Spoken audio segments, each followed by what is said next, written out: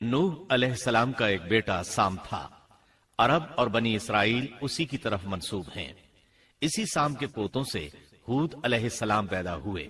इनका नसबनामा इस तरह है: हूद बिन अब्दुल्लाह बिन रिबाह बिन जारूद बिन आमिर बिन औस बिन इरम बिन साम बिन नूह। हूद अलैहिस्सलाम की कौम को कौम आद और कौम इरम भी कहा जाता है, क्योंकि आद और इरम हूद अलैहिस्सलाम के अजदाद थे। कौम हूद अहकाफ नामी एक बस्ती में आबाद थी, और ये बस्ती उमान और हजरा मौत के दरमियान रेत के टीलों वाले इलाके में थी। अरबी में अहकाफ रेत के टीलों को कहते हैं। ये इलाका समुंदर के किनारे वाक़ था और शहुर के नाम से पुकारा जाता था। कुरान मजीद में सूरतुल अहकाफ आयत 21 में अल्लाह ताला ने उन्हें उनकी बस्ती की तरफ मंसूब करते हुए मुखातिब किया है।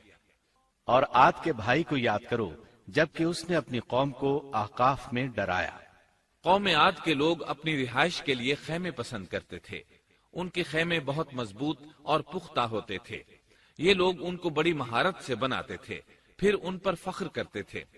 अल्लाह ताला सूरतुल फज्र आयत 6 ता 8 में फरमाते हैं, क्या आपने नहीं देखा कि आपके रब ने आद के साथ क्या किया, जो नस्ल इरम से थे, सुतूनों वाले थे, जिनके मानंद कोई कौम दुनिया के मुमालिक में पैदा नहीं की गई। अल्लाह ताला ने उनकी कारीगरी और फन की एक मिसाल दी है कि वो ऐसे खैमों में आबाद थे जिनके सतून बहुत मजबूत थे, ताकतवर थे। उन लोगों ने शहरों और बस्तियों को ऐसी कारीगरी से बनाया कि उनके मुतालिक अजीब और गरीब रिवायात मशहूर हो गईं। ये नर्म जमीन में खैमे बनाते थे, इसके साथ पहाड़ों में महल भी बनाते थे। हालांकि रिहाइश के लिए जमीन पर खैमे मौजूद थे। गोया बेकार दौलत और वक्त बर्बाद करते, फिर उस पर फख्र करते। शहरों में जो रास्ते और सड़कें थीं वो बहुत चौड़ी थीं। इन जैसे तवील और कवी लोग बाद में पैदा नहीं हुए। कारीगरी और फनकारी में ये लोग इस मकाम तक पहुंचे कि फिर कोई न पहुंच सका। ये लोग अरब थे और अरबी में बातचीत करते थे। हूद अलैहिस्सलाम भी अरबी थे। इस्माईल अलैहिस्सलाम से पहले के अरब बाशिंदे अरब आरिबा कहलाते हैं। इनके मशहूर कबाइल ये हैं: आद, समूद, जुरहुम, अमीम, कहतान और मदियन वगैरह। इब्राहीम अलैहिस्सलाम की औलाद में इस्माईल अलैहिस्सलाम के बाद आने वाले लोग अरब मुस्तारिबा कहलाते हैं। इस्माईल अलैहिस्सलाम अरबी नहीं थे, कनानी थे। जब इब्राहीम अलैहिस्सलाम इस्माईल अलैहिस्सलाम को मक्का मुअज्जमा में छोड़ आए और इस्माईल अलैहिस्सलाम ने अरबों से मेल जोल कायम किया तो उनसे अरबी सीख ली और इसमें बहुत महारत पैदा कर ली, यहां तक कि आपको अरब का फसीह कहा जाने लगा। अहले अरब में फसाहत व बलागत आप ही से आई। रसूलुल्लाह सल्लल्लाहु अलैहि वसल्लम भी इसी अंदाज में फसीह व बलीग अरबी में बात करते थे।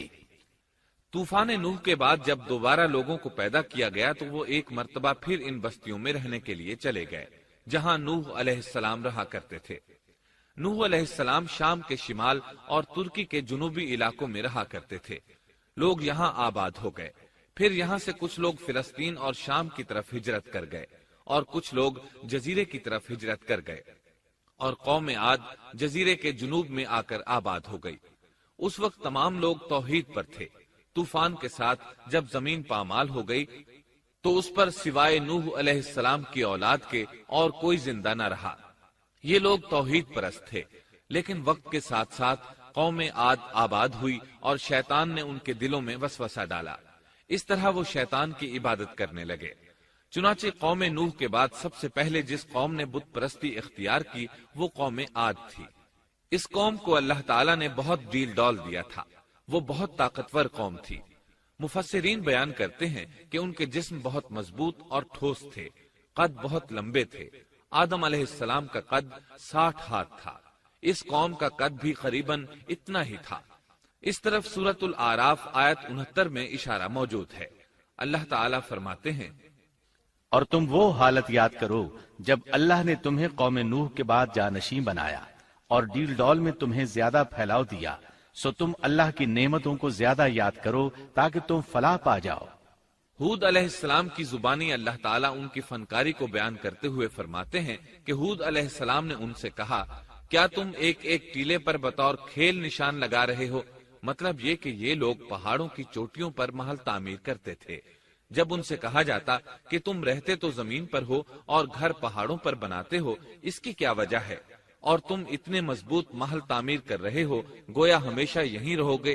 وہ لوگ دراصل ٹیلوں، گھاٹیوں، دروں اور پہاڑوں پر عمارات تعمیر کرتے تھے، اور ان کا مقصد ان میں رہنا نہیں تھا، بلکہ صرف کھیل کود کے لیے ایسا کرتے تھے۔ ہود علیہ السلام نے انہیں جھنجھوڑا کہ تم ایسا کام کیوں کرتے ہو جس کا کوئی مقصد نہیں، جس کام کے فضول ہونے میں کوئی شک نہیں۔ ہود علیہ السلام انہیں واعظ کرتے تھے۔ اے میری قوم، اللہ نے تمہیں بڑی قوت سے نوازا ہے۔ تمہاری طاقت کا عالم یہ ہے کہ جب تم کسی پر ہاتھ ڈالتے ہو تو ظلم کرتے ہو، کوئی شخص تمہارے سامنے آنا گوارا نہیں کرتا۔ لہذا اللہ سے ڈرو اور میری پیروی کرو، اس سے ڈرو جس نے ان چیزوں سے تمہاری مدد کی۔ اللہ تعالیٰ نے اپنی ہر طرح کی نعمت، مال، اسباب، اولاد، باغات، شہر، قوت، جسامت اور صنعت کاری سے تمہیں نوازا ہے، لہذا تم اللہ سے ڈرو اور میری اطاعت کرو۔ لیکن ان کی قوم نے کوئی اثر نہ لیا، نہ ان پر ایمان لائی، الٹا لگی تکبر کرنے، اللہ کی حمد کی بجائے اس کی ناشکری کرنے لگی۔ اور تکبر کے بارے میں بات یہ ہے کہ جب سے ابلیس نے اس کو اختیار کیا، یہ اس وقت سے آزمائش بن چکا ہے۔ اللہ تعالیٰ سورہ حامیم السجدہ آیت 15 میں فرماتے ہیں، پس قوم عاد نے تو بے وجہ زمین میں سرکشی شروع کر دی اور کہنے لگے کہ ہم سے زوراور کون ہے؟ کیا انہیں یہ نظر نہ آیا کہ جس اللہ نے انہیں پیدا کیا ہے وہ ان سے بہت ہی زیادہ زوراور ہے؟ جب یہ لوگ اپنی سرکشی اور کفر میں حد سے بڑھ گئے، تب اللہ تعالیٰ نے ہود علیہ السلام کو ان کی طرف بھیجا۔ انہوں نے انہیں اللہ کی طرف بلایا اور کہا، اے میری قوم، اللہ کی عبادت کرو، اس کے سوا تمہارا کوئی معبود نہیں۔ کیا تم ڈرتے نہیں؟ قوم کے کافر سردار کہنے لگے، ہم تو دیکھتے ہیں کہ تو نری بے وقوفی میں ہے، ہمارے خیال میں تو جھوٹا ہے۔ اس پر ہود علیہ السلام نے فرمایا، میری قوم، میں بے وقوف نہیں، میں تو تمام جہانوں کے پروردگار کی طرف سے بھیجا گیا ہوں، تمہیں اپنے رب کے پیغامات پہنچا رہا ہوں، اور ہوں بھی تمہارا دلی خیرخواہ اور امانت دار۔ کیا تم اس بات سے تعجب کرتے ہو کہ تم میں سے ایک شخص کی معرفت، اللہ کا ذکر تم تک پہنچا کہ وہ تمہیں خبردار کر دے؟ تم اللہ کی اس نعمت کو یاد کرو کہ اس نے تمہیں قوم نوح کے بعد خلیفہ بنایا اور ڈیل ڈول میں تمہیں زیادہ پھیلاؤ دیا۔ تم اللہ کے احسانات کو یاد کرو تاکہ فلاح اور نجات پا جاؤ۔ ہود علیہ السلام نے اللہ کی عظیم نعمتوں کے ساتھ انہیں نصیحت کی، لیکن وہ بدبخت کفر ہی کرتے رہے۔ آخر انہیں جھنجھوڑنے کے لیے انہوں نے فرمایا، اے میری قوم، اللہ ہی کی عبادت کرو، اس کے سوا تمہارا کوئی معبود نہیں۔ تم تو صرف بہتان بازی کر رہے ہو، یعنی جن بتوں کی تم پوجا کر رہے ہو ان کی پوجا تم نے خود گھڑی ہے۔ اللہ تعالیٰ نے تو اس کے متعلق کوئی دلیل نازل نہیں فرمائی۔ میری قوم کے لوگوں، میں تم سے اس دعوت و تبلیغ کی کوئی اجرت نہیں مانگتا، میرا اجر اس کے ذمے ہے جس نے مجھے پیدا کیا ہے، تو کیا تم پھر بھی عقل سے کام نہیں لیتے؟ اے میری قوم کے لوگوں، اپنے رب سے گزشتہ گناہوں کی معافی طلب کرو، آئندہ گناہوں سے توبہ کرو، تاکہ وہ برسنے والے بادل تم پر بھیج دے اور تمہیں طاقت میں اور بڑھا دے، تاکہ تم گناہگار ہونے کے باوجود روگردانی نہ کرو۔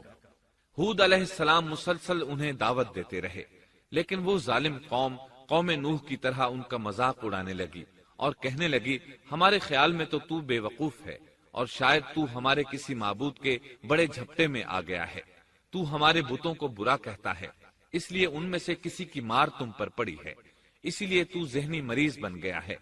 وہ ظالم لوگ چونکہ آخرت پر ایمان نہیں رکھتے تھے اور دنیا میں خوشحالی کی زندگی بسر کر رہے تھے اور تھے بھی اپنی قوم کے سردار، اس لیے اپنے ماتحتوں سے کہنے لگے، یہ تو تم جیسا ہی انسان ہے، وہی کچھ کھاتا ہے جو تم کھاتے ہو اور پیتا بھی وہی کچھ ہے جو تم پیتے ہو۔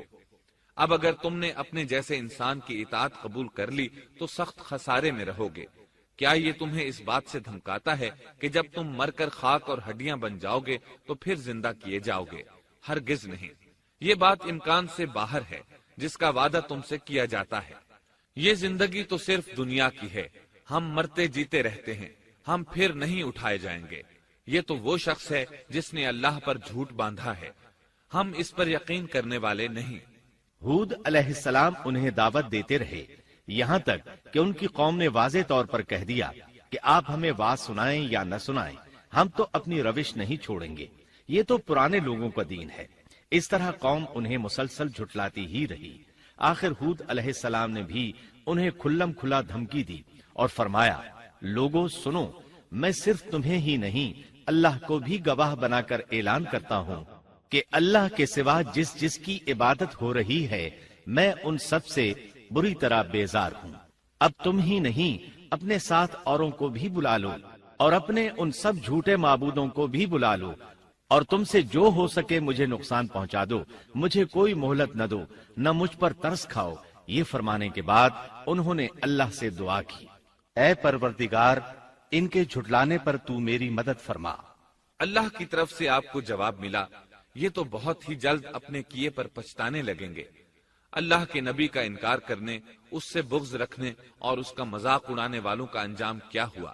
اللہ نے انہیں ایسے زناٹے کی آندھی سے تہس نہس کیا کہ جس کی تاریخ میں مثال نہیں ملتی۔ اللہ نے ان سے بارش روک لی، اس سے خشک سالی کی کیفیت پیدا ہو گئی، درخت اور پھل ختم ہو گئے، وہ لوگ بارش کی خواہش کرنے لگے۔ اسی حالت میں ایک دن اللہ نے انہیں عذاب دینے کا ارادہ فرمایا۔ انہوں نے دیکھا ایک سیاہ بادل ان کی طرف بڑھ رہا ہے، خوشی سے اچھلنے لگے، کہنے لگے یہ بادل ہم پر برسنے والا ہے، جبکہ ان کا خیال غلط تھا۔ دراصل ابر کی صورت میں یہ وہ قہر الہی تھا جس کے آنے کی وہ جلدی مچا رہے تھے۔ وہ عذاب ان کی بستیوں کی تمام چیزوں، پھلوں، خیموں، درختوں کو تہس نہس کرتا ہوا آیا۔ اسے اللہ کا یہی حکم تھا۔ آندھی اس قدر زبردست تھی کہ پہاڑوں پر ان کے تعمیر کردہ محلوں تک کو اڑا لے گئی۔ مجرموں کا یہی بدلہ ہے۔ اللہ تعالی سورۃ الزاریات آیت 41 اور 42 میں فرماتے ہیں، اسی طرح عادیوں میں بھی ہماری طرف سے تنبیہ ہے، جبکہ ہم نے ان پر خیر و برکت سے خالی آندھی بھیجی، وہ جس جس چیز پر گرتی تھی اسے بوسیدہ ہڈی کی طرح چورا چورا کر دیتی تھی۔ اس آندھی نے ہر چیز کو فنا کر کے رکھ دیا۔ اللہ تعالیٰ ان کی تباہی ایک جگہ ان الفاظ میں بیان کرتے ہیں، قوم عاد نے بھی جھٹلایا، پس کیسا ہوا میرا عذاب اور میری ڈرانے والی باتیں۔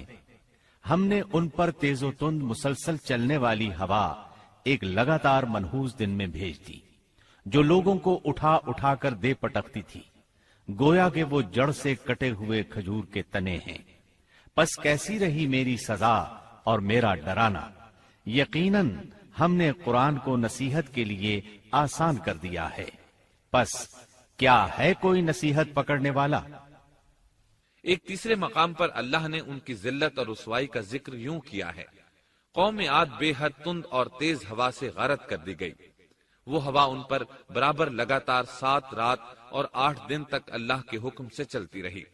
آپ وہاں ہوتے تو دیکھتے کہ وہاں لوگ یوں چاروں شانوں چت گرے پڑے ہیں جیسے وہ کھجوروں کے کھوکھلے تنے ہوں۔ کیا ان میں سے کوئی بھی آپ کو باقی نظر آ رہا ہے؟ ہود علیہ السلام کو اللہ تعالیٰ نے اپنی رحمت سے نجات دی۔ باقی تمام جگہوں پر تباہی تھی، لیکن جس جگہ ہود علیہ السلام اور ان کے ساتھی تھے اس طرف یہ ہوا پھٹکی بھی نہیں۔ کہا جاتا ہے کہ ایک باڑ تھی جس میں ہود علیہ السلام، حیوانات، چوپائے اور ان پر ایمان لانے والے تھے، اور آندھی نے ہر چیز کو فنا کر ڈالا۔ اللہ تعالیٰ سورہ آراف آیت 72 میں فرماتے ہیں، غرض ہم نے انہیں اور ان کے ساتھیوں کو اپنی رحمت سے بچا لیا اور ان لوگوں کی جڑ کاٹ دی جنہوں نے ہماری آیتوں کو جھٹلایا تھا اور وہ ایمان لانے والے نہ تھے۔ اسی طرح سورہ ہود میں اللہ فرماتے ہیں، جب ہمارا حکم آ پہنچا تو ہم نے ہود کو اور ان کے ساتھیوں کو اپنی خاص رحمت سے نجات دی۔ ہم نے ان سب کو سخت عذاب سے صاف بچا لیا۔ یہ تھے قوم عاد کے لوگ جنہوں نے اپنے رب کی آیتوں کا انکار کیا اور اس کے رسولوں کی نافرمانی کی، اور ہر ایک سرکش نافرمان کے حکم کو مانا۔ دنیا میں بھی ان پر لعنت لگا دی گئی اور قیامت کے دن بھی۔ دیکھ لو، قوم عاد نے اپنے رب سے کفر کیا، ہود کی قوم عاد پر لعنت ہو۔